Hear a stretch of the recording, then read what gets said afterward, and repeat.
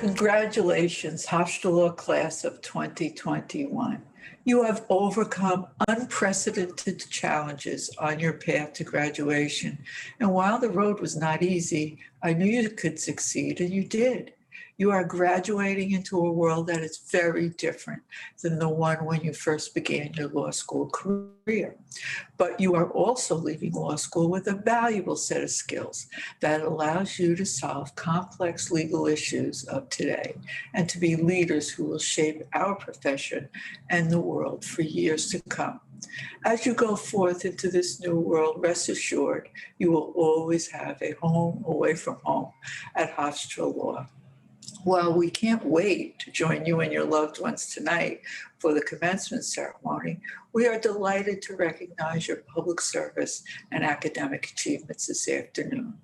These awards recognize students who have distinguished themselves among a class of outstanding students during their years at the law school.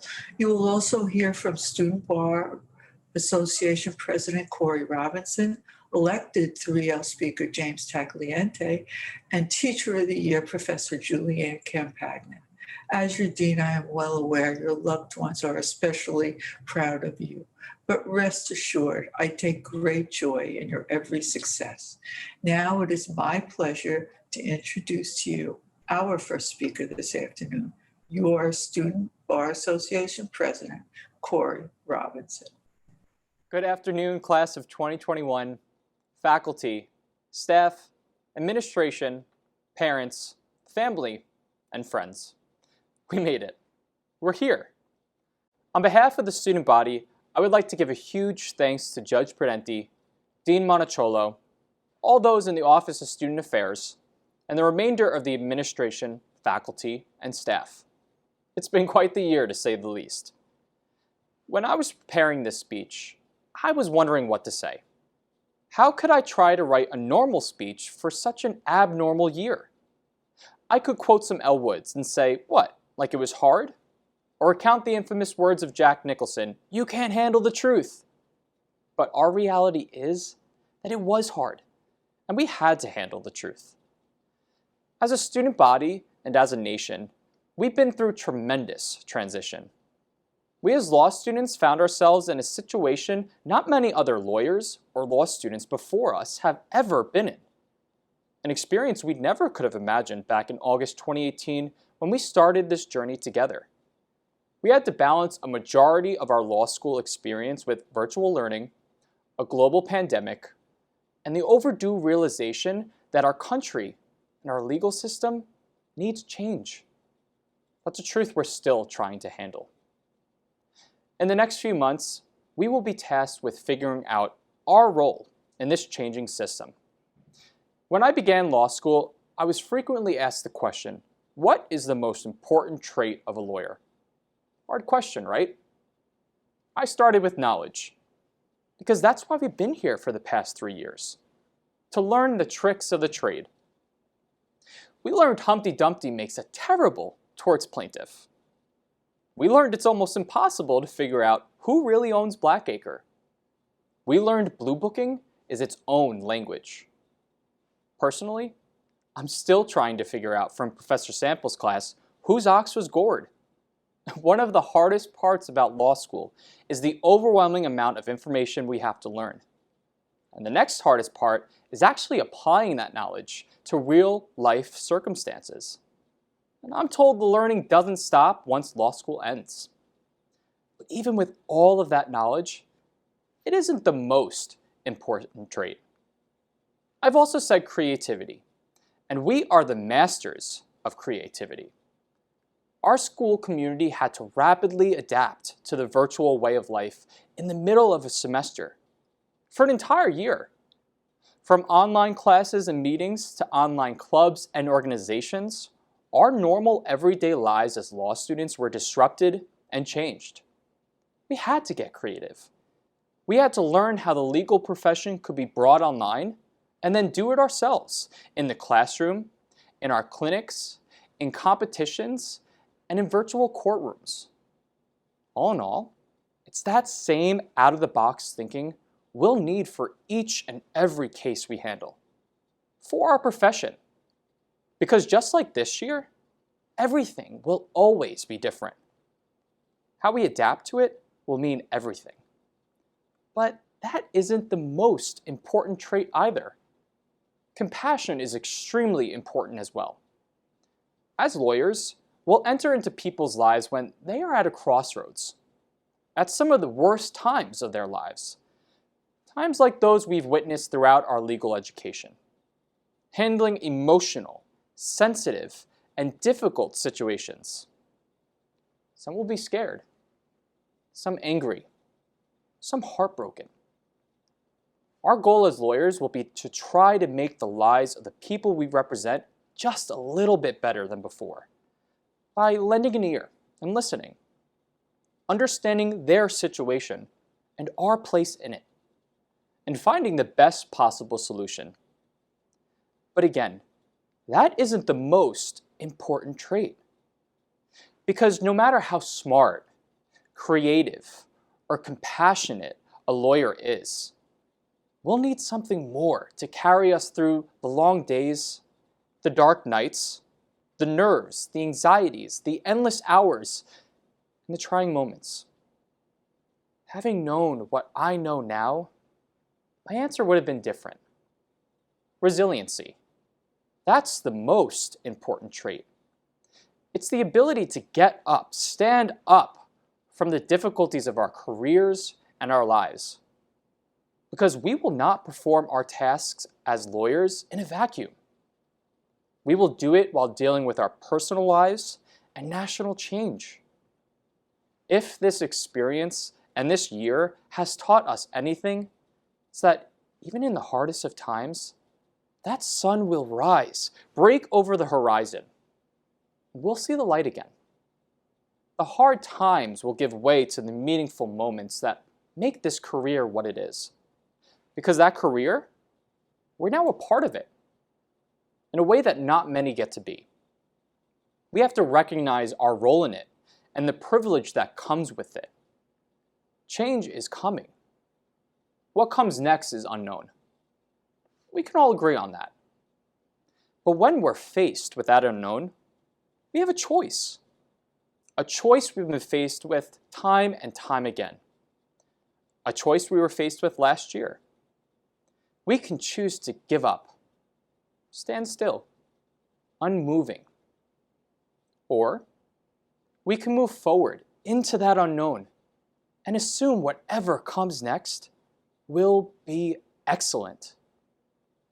We know the choice we made as a school community. I know the choice we all will make in the months and years ahead.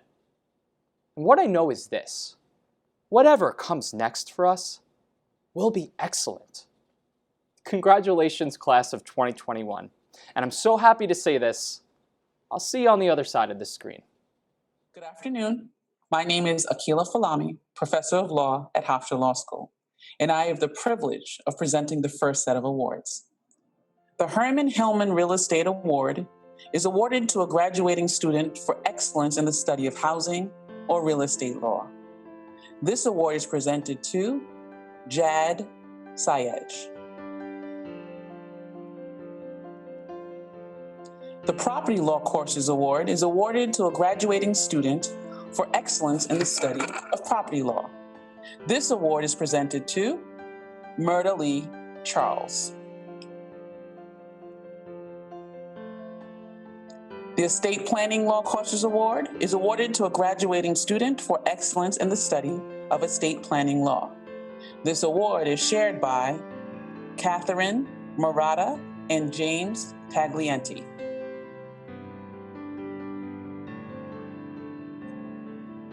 The Benjamin Weintraub and Alan Resnick Bankruptcy Law Award is awarded to a graduating student who has demonstrated outstanding academic achievement in and a desire to make future professional contributions to the field of bankruptcy law.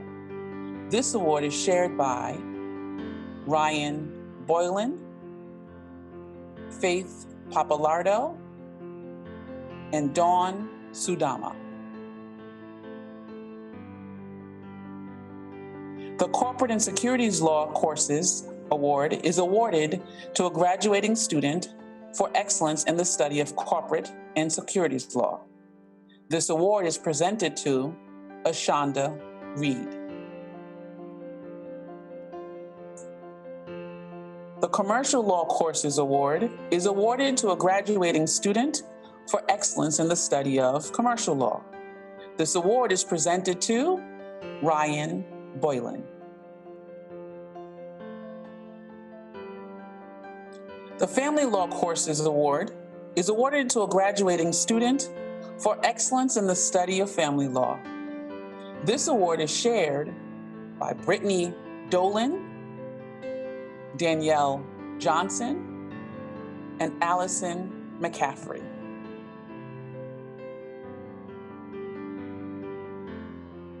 The Stephanie Kufferman Juvenile Justice Endowed Scholarship Award is awarded to a graduating student who has exhibited a commitment to protecting the rights of children and the pursuit of juvenile justice. This award is presented to Gabrielle Boucher. The Health Law Courses Award is awarded to a graduating student for excellence in the study of health law. This award is presented to Amanda Carey. The Intellectual Property Law Courses Award is awarded to a graduating student for excellence in the study of intellectual property law.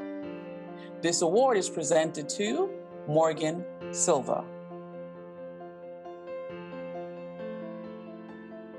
The Environmental and Natural Resources Law Courses Award is awarded to a graduating student for excellence in the study of environmental and natural resources law. This award is presented to Liam Shapiro.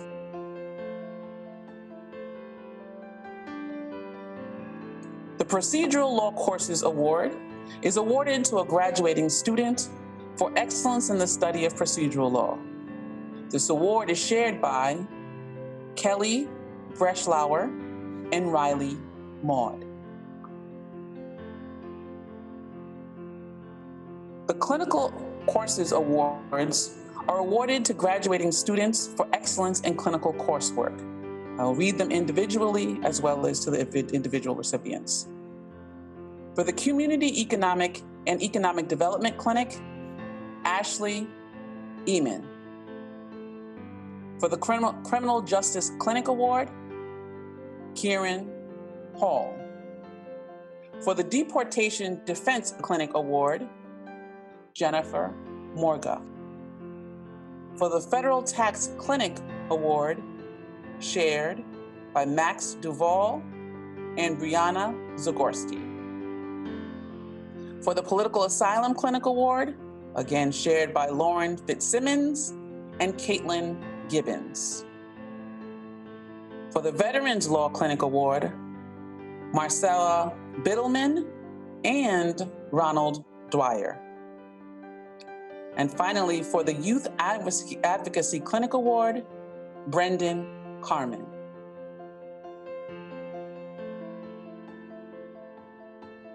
The Clinical Legal Education Association Outstanding Clinical Student Award is awarded to a graduating student who has shown particular excellence and thoughtfulness in the fieldwork and the seminar components of law school clinical programs. This award is presented to Victor Tarantino. The Clinical Prosecution Practicum Course Award is awarded to a graduating student for excellence in work in the Clinical Prosecution Practicum. This award is presented to Samantha Levitz. I would like to take this time to congratulate the award recipients and the class of 2021. We will now hear from the class of 2021's elected class speaker, James Taglienti. Good afternoon, everyone. Dean Prudenti, Dean Montecholo, faculty, and staff. Thank you for your continuous support and dedication throughout our time here at Hofstra Law. And thank you to the class of 2021 for choosing me as your graduation speaker. I'm honored to represent us today. I look forward to Mondays. I know it's odd, but I do. Every Sunday, I journal about my past week and assess what needs to be done for the week to come. I want to take you back to one of my favorite Mondays, August 13th, 2018. If you all remember, this was our first day of orientation. On that beautiful, rainy day, we started our law school careers. We gathered on the big lawn right outside Adams Playhouse. It was at this time we began forming relationships and building the professional network that would extend beyond our academic careers into our upcoming journeys as lawyers. Fast forward to Monday, March 9th, 2020, or as I like to call it, the day the earth stood still. It was on that Monday that Hofstra Law canceled classes for a full week due to concerns over the emerging pandemic. And to be honest, at the time I couldn't be happier. I mean, who wouldn't want a week off from school, right? But little did we know we would never be all together again on campus. Bars and restaurants began to close, shows and concerts were canceled, and travel was restricted. The life we were living at orientation was gone. Now, on Monday, May 24th, 2021, things are still very different. And I think you all know that because this speech is recorded and you're all watching it from home.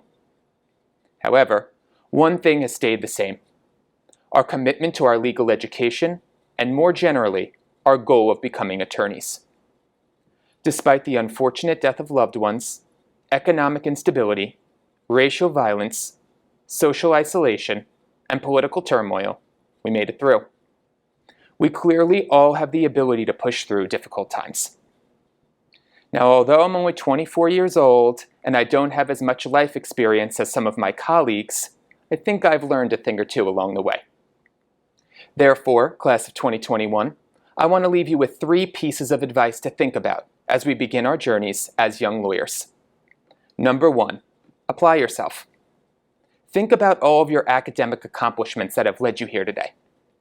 You graduated with a 4-year degree from an undergraduate college or university, and you had a strong enough GPA to get into law school. You studied for and took the LSAT, which I still think is one of the hardest exams I ever took, and you passed all of your law school classes. Just based on these simple facts, you are equipped with the knowledge and skills required to pass the bar exam and practice law. However, it's easy to get complacent. And in my mind, comfortable and easy are very dangerous words. As attorneys, don't be afraid to take on new and difficult projects. If you're feeling stuck or bored with your job, don't be afraid to embrace a new area of the law and learn under experienced attorneys in that field. If you think a law should be changed, or if there's a particular area of the law that interests you outside of your job, write a scholarly article about it and seek publication in a legal journal.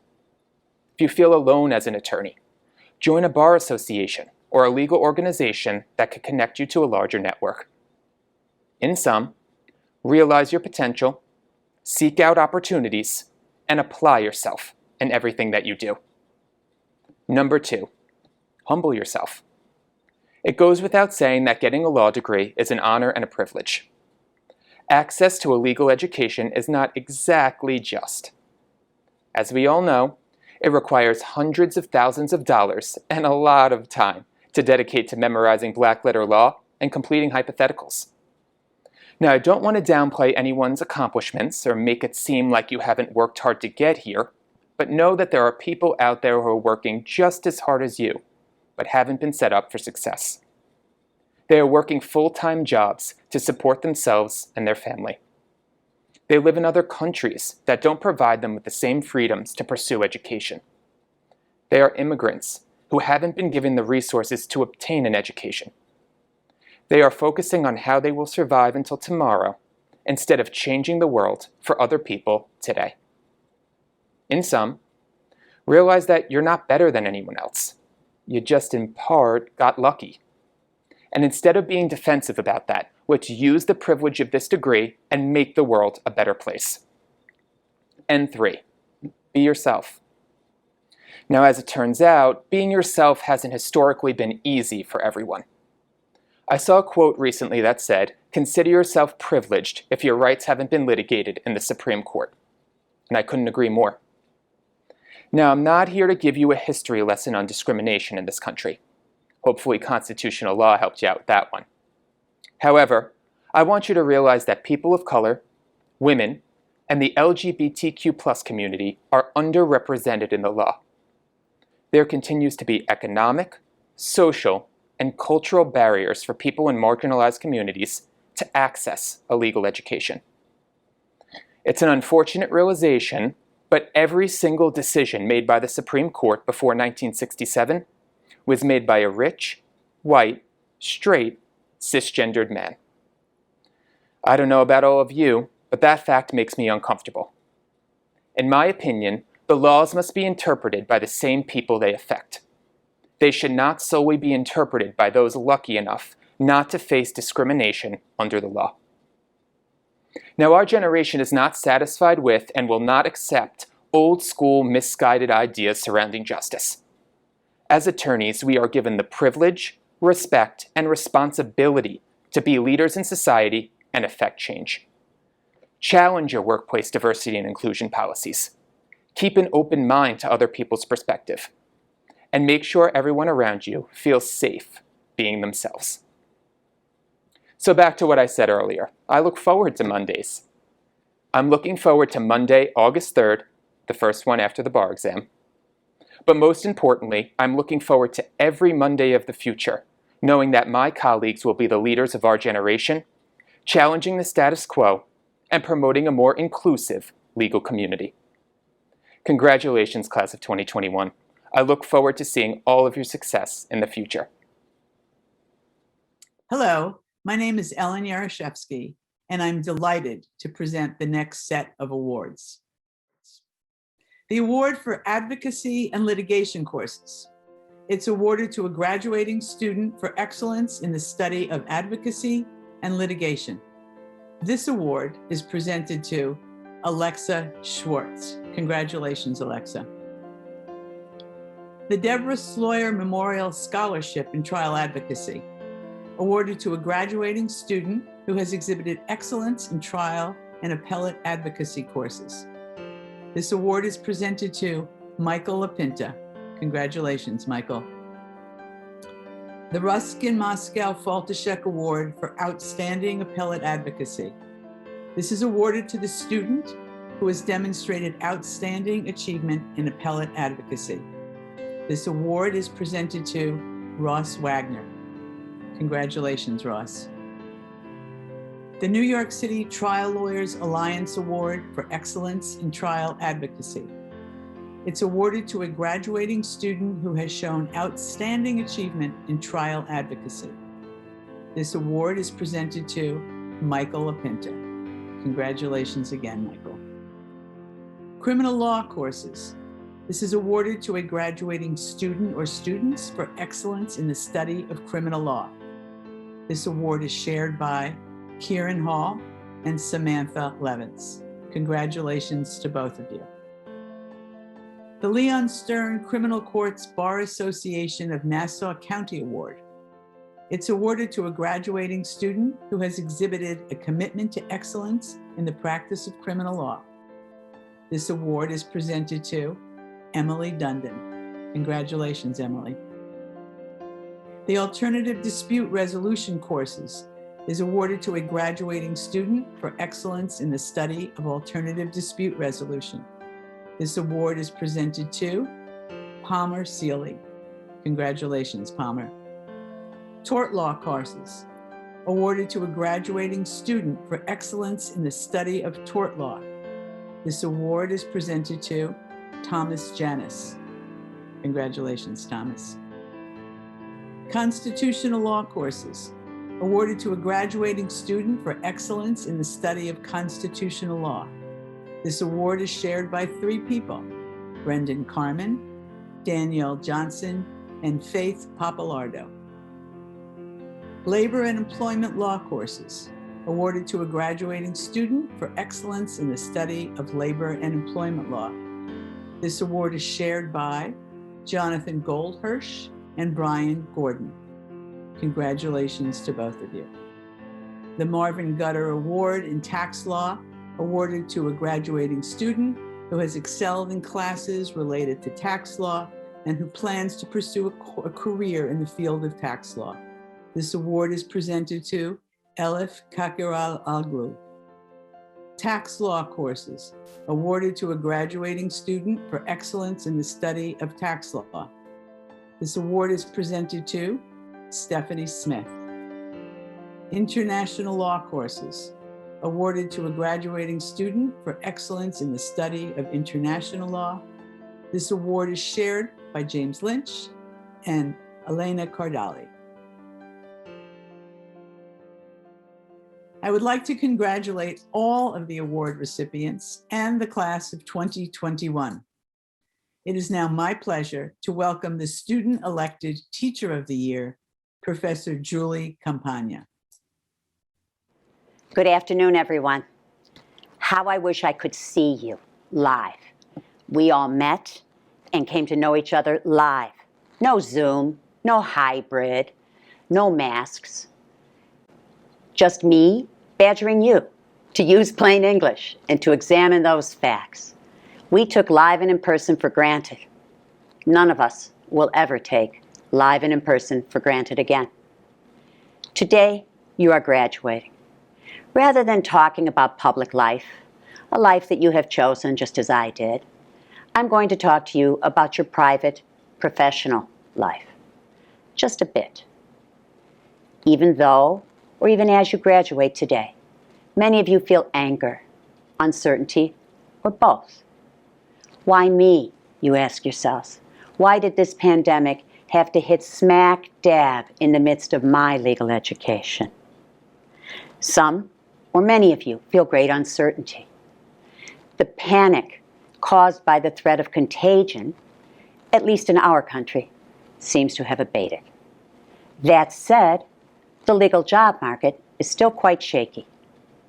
The law examiner and others who specialize in legal employment trends and statistics, they insist that things are picking up and that the legal employers are only deferring hire dates. They're not canceling them. Well, that fine distinction may not mean much to you, however, if you are in the deferred group. What many or most of you need, quite naturally, is a bird in the hand. Some of you, even many of you, feel angry.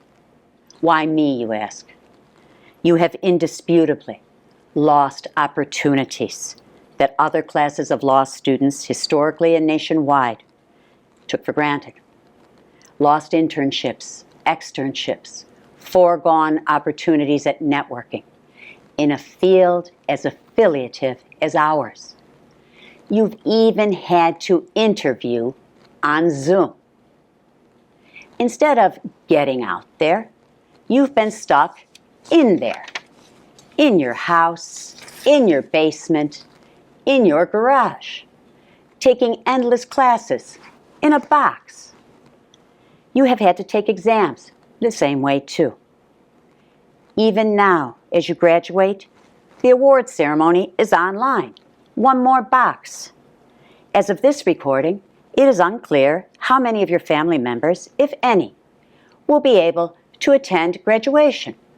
This is most definitely not what you or your loved ones had in mind when you started this journey 3 years ago. All that said, let me tell you, from the bottom of my heart, and more importantly, from the depths of my experience, don't cut yourself off from the joy of achievement and the promise of a fascinating career to come. I actually know how many of you are feeling based on my personal experience. I graduated college in 1979. I say from college rather than from undergrad because I was only the second person in my extended family to go to college, and I was the first woman to do so. The idea of graduate school or more school was essentially unknown to us. Being a college grad was the pinnacle of achievement, a source of great pride for our entire family. I had my dream job all lined up. Real life as I viewed it through the lens of my immaturity, was about to start. Then, boom, the second oil crisis came. The economy froze up. Gas lines were everywhere and jobs were nowhere, including the job that I had planned to start. So after all those years and all that effort, I had to stay at my waitress job. And as it turned out, I was lucky to have it. After all my plans to move out, after staying home during college to keep expenses down, I had to keep right on sharing a room with my sister. I was going nowhere, or so I believed. This was all for nothing. I moped and moped. But then, bit by bit, things started turning around. I had been a French and Spanish major, so I started doing freelance translation and interpreting jobs. I was experiencing the gig economy years before my time. It was through those gigs, however, that I met people from all walks of life. I learned about professions and industries which at that time I had never contemplated.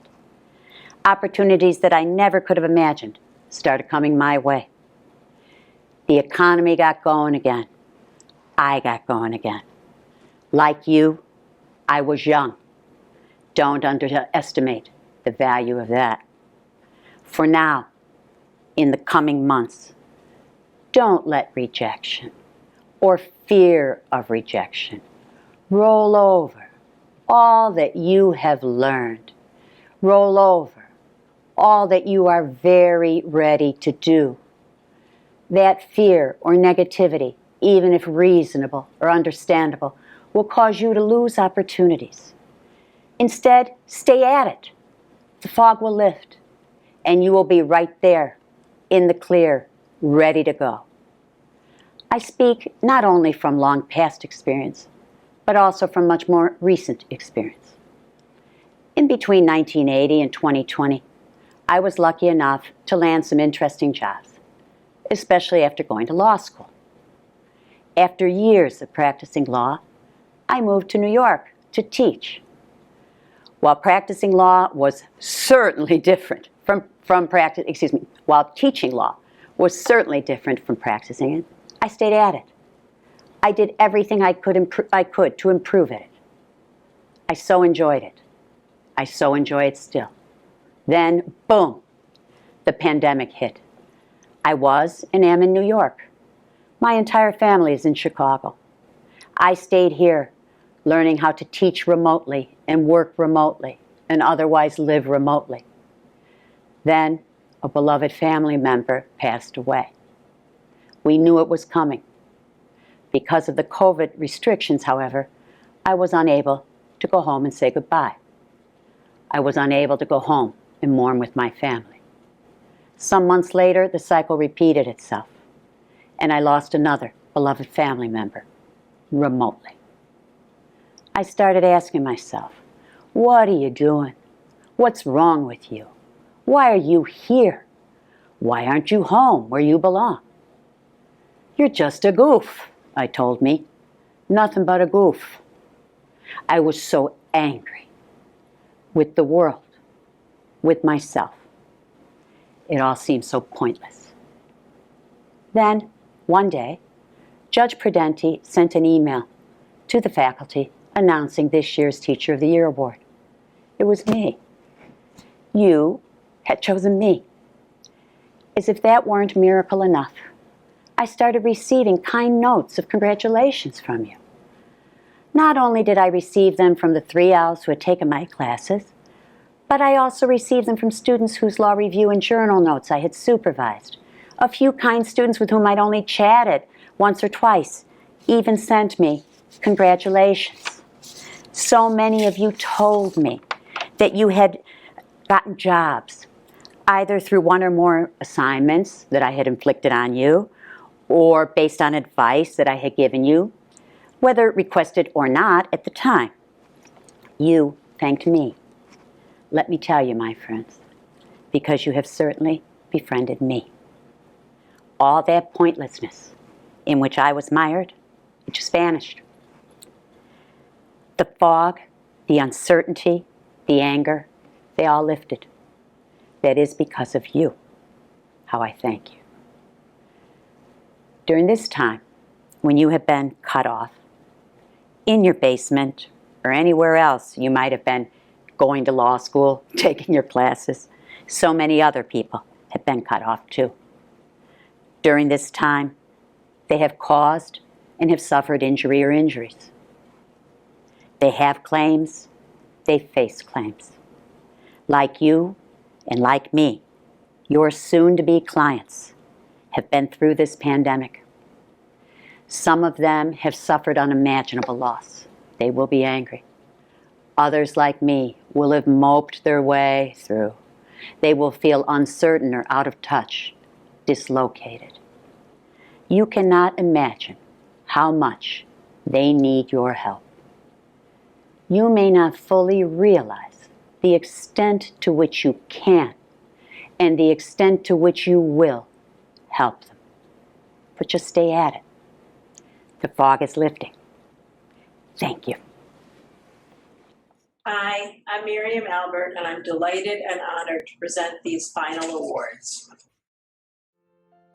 The first award is the Hofstra Labor and Employment Law Journal Alumni Writing Award. This award is given to a graduating student whose labor and employment law journal note is deemed to be the best by a faculty committee and the managing editors of the Labor and Employment Law Journal.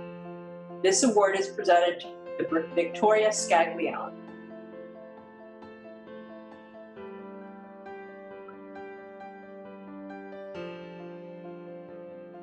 Next, we have the Hofstra Law Review Alumni Writing Award. This is awarded to a graduating student whose law review note is deemed the best by a faculty committee and the managing editors of the Law Review. This award is presented to Dolores Kiki.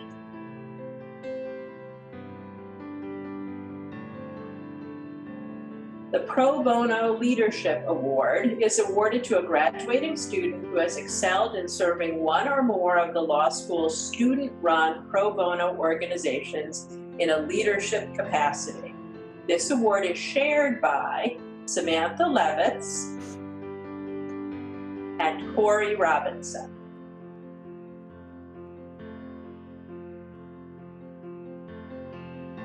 The Pro Bono Service Award of Excellence is awarded to a graduating student who has excelled in dedication to and time spent performing pro bono service through the law school's student-run organizations and/or outside activities. This award is presented to Jane Guarino.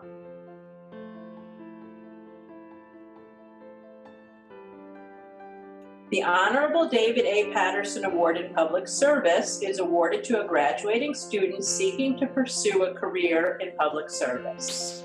This award is shared by Kieran Hall and Corey Robinson.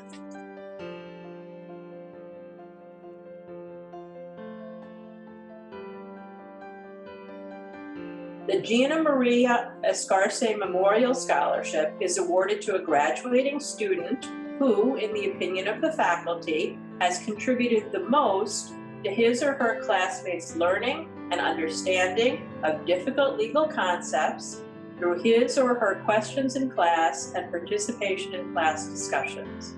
This award is shared by Dolores Kiki, Zachary Gould, and Ashonda Reed.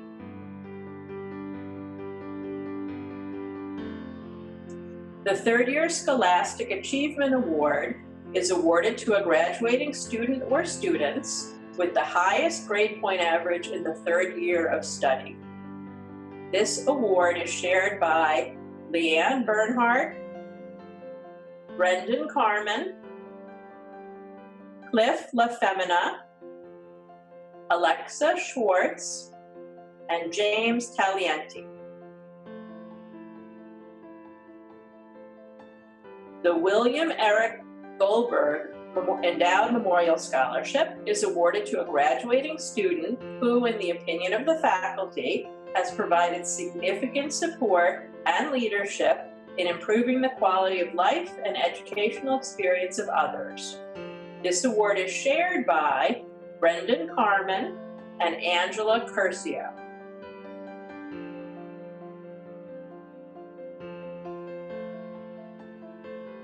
The Distinguished Service to the School Award is awarded to a graduating student who, in a variety of academic and non-academic undertakings, has contributed to the progress and the welfare of the law school. This award is shared by Suzanne Hassani and James Calienti.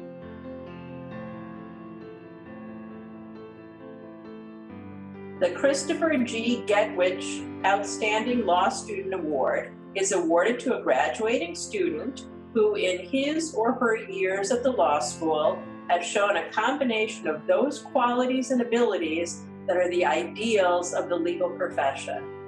This award is shared by Faith Papalardo and Victor Parentino.